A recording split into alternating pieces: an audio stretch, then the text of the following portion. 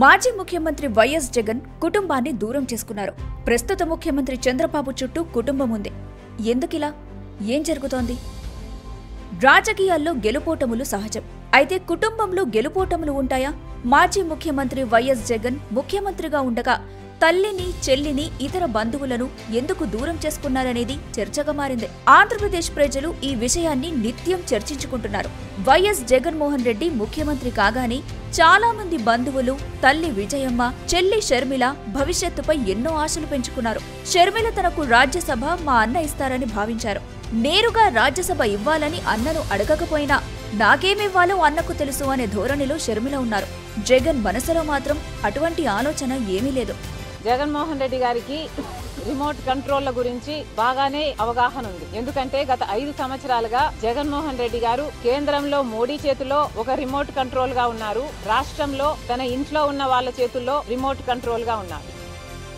జగన్ ఏమని భావించారంటే ఒకే జనరేషన్ నుంచి ఒకే ఇంట్లో వారు రాజకీయాల్లో ఉండటం మంచిది కాదనుకున్నారు.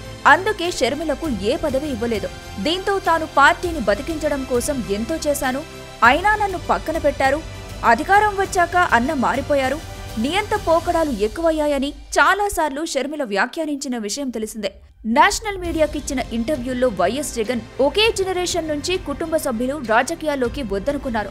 అందుకే షర్మిలకు రాజకీయంగా మంచిదో కాదో ఆలోచించలేదని అన్నారు. అంటే చెల్లెలికి పదవి కావాలనే ఆలోచన ఉంది, అన్నకు మాత్రం ఇంట్లో ఎవ్వరికీ ఏ పదవి ఇవ్వొద్దని భావించారు. ఇదే కుటుంబంలోని వారి మధ్య మనస్పర్ధలకు దారితీసింది. జగన్ హయాంలోనే వైఎస్ రాజశేఖర రెడ్డి కుటుంబం బాగా సంక్షోభంలో పడింది. ఎంతో గుట్టుగా ఉండే వైఎస్ కుటుంబం జగన్ బాబాయ్ వైఎస్ వివేకానందరెడ్డి హత్యతో రట్టురట్టయింది. వైఎస్ రాజశేఖర రెడ్డికి చాలా సన్నిహితంగా మెలిగిన సోదరుడు మాజీ ఎంపీ వివేకా కుటుంబం ఈ హత్య తర్వాత జగన్ మీద న్యాయ పోరాటం మొదలుపెట్టింది. జగన్ ని ఎన్నికల్లో ఓడించాలని క్యాంపెయిన్ చేసింది. జగన్ కుటుంబంలో ఇదొక విపరీత పరిణామం. సాధారణంగా తెలుగు రాజకీయాల్లో ఇలాంటి పరిణామం ఎక్కడా కనిపించదు. ఇక రాజశేఖర్ రెడ్డి ఇతర సోదరుల కుటుంబాలు కూడా జగన్ కు అండగా నిలిచినట్లు దాఖలాలు లేవు. పార్టీలకు అతీతంగా, రాజకీయాలకు అతీతంగా న్యాయం కోసం మనం షర్మిలమ్మని గెలిపించి మన సమస్యలన్నీ తీర్చుకొని తిరిగి మనం రాజన్న పరిపాలన చూడాలని నేను మనసారా కోరుకుంటూ సెలవు తీసుకుంటున్నాను.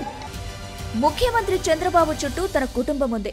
2024 ఎన్నికల్లో తెలుగుదేశం పార్టీ గెలుపు కోసం నారా భువనేశ్వరి కూడా సభలు, సమావేశాలు పెట్టి ఓటర్లను ఆకట్టుకున్నారు. ఇక లోకేష్ రాష్ట్ర వ్యాప్తంగా సుడిగాలి పర్యటనలు చేశారు. నారా బ్రాహ్మణి కూడా తెలుగుదేశం పార్టీ గెలుపు కోసం ప్రచారం చేశారు. ప్రత్యేకించి తన భర్త లోకేష్ పోటీ చేస్తున్న మంగళగిరి నియోజకవర్గంలో డోర్ టు డోర్ తిరిగి ఎన్నికల ప్రచారం చేశారు. తిరుమల దర్శనానికి కుటుంబ సభ్యులంతా కలిసి వెళ్లారు. చంద్రబాబు బావమరిది నందమూరి బాలకృష్ణ చంద్రబాబు వెన్నంటే ఉన్నారు. హిందూపురం నుంచి ఎమ్మెల్యేగా బాలకృష్ణ 3వ సారి గెలిచారు. ఎన్టీఆర్ కుటుంబ సభ్యులందరూ చంద్రబాబుతోనే ఉన్నారు. దగ్గుబాటి పురంధేశ్వరి బీజేపీ అయినా చంద్రబాబుతో సన్నిహితంగానే ఉన్నారు. దగ్గుబాటి వెంకటేశ్వరరావు కూడా చంద్రబాబుతో టచ్ లోనే ఉండటం విశేషం. ఇక చంద్రబాబు బంధువులు చాలా మంది బాబు కుటుంబానికి సన్నిహితంగానే ఉంటున్నారు. ఒకప్పుడు చంద్రబాబు కుటుంబాన్ని పట్టించుకునేవారు కాదనే ప్రచారం సాగింది. కానీ ఇటీవలి కాలంలో కుటుంబ సభ్యులతోనే ఎక్కువ సమయం కేటాయిస్తున్నారు. అప్పుడప్పుడు మనుమడితో ఆడుకునేందుకు కూడా సమయం కేటాయిస్తున్నారు. ముఖ్యమంత్రి చంద్రబాబుకు మాజీ ముఖ్యమంత్రి జగన్ కు మధ్య ఉన్న వ్యత్యాసాలను పక్కన పెడితే ప్రస్తుతం కుటుంబ సభ్యులందరినీ దూరం చేసుకున్న జాబితాలో వైఎస్ జగన్ ఉండగా కుటుంబంతోనే కలిసి ఉంటున్న జాబితాలో చంద్రబాబున్నారు. దివంగత ముఖ్యమంత్రి వైఎస్ రాజశేఖర రెడ్డి కుటుంబానికి అత్యంత ప్రాధాన్యత ఇచ్చేవారు. జగన్ మాత్రం ఆ పని చేయలేదు. నా కుటుంబం అంటే నేను, నా భార్య, పిల్లలు అంతే అనుకున్నారు.